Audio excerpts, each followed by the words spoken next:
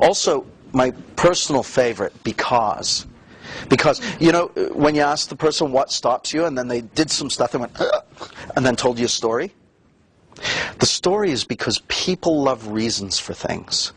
We love our world to make sense, to be rational and that sort of thing. So people make up stories about stuff. The because is the conscious mind's way of making sense of the world.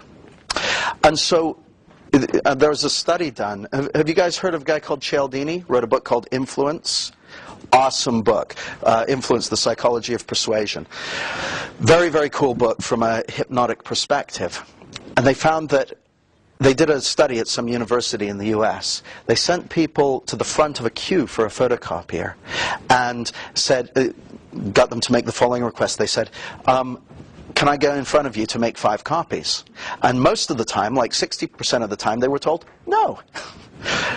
But then they sent them to the front of the queue and said, can I go in front of you to make 5 copies because I'm late for a class and I need to get there on time? All of a sudden, the compliance rate went up to 93%, just because they'd given a plausible reason. But then they tried a third, and for me, the most exciting part of this test, they got them to go to the front of the queue and said, can I go in front of you and make 5 copies because I need to make some copies?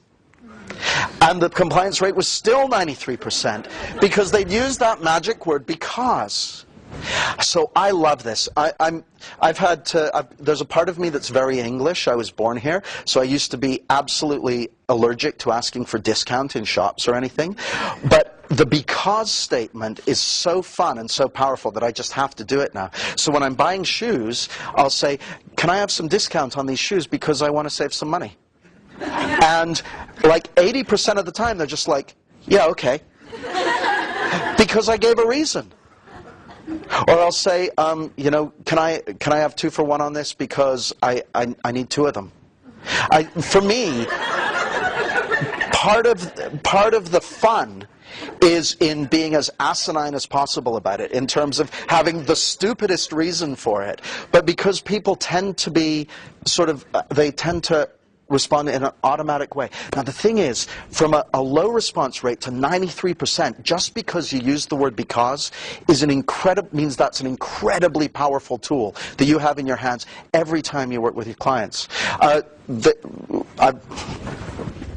I've brought out my hypnotic language cards here, and I don't usually do pitches from the podium. Well, I sometimes do, but I'm passionate about language, and these decks of cards are the most powerful way we've discovered about wiring this stuff in, because it makes it fun and easy. And one of the things I've discovered with wiring in language patterns is that when you use this stuff in a systematic way, it just massively increases the effectiveness of what you're doing, because everyone understands language on some level. How bad a reason was that? Because everyone understands language. It doesn't mean anything, but you're all like, yeah, everyone does. Because we like to have reasons for things.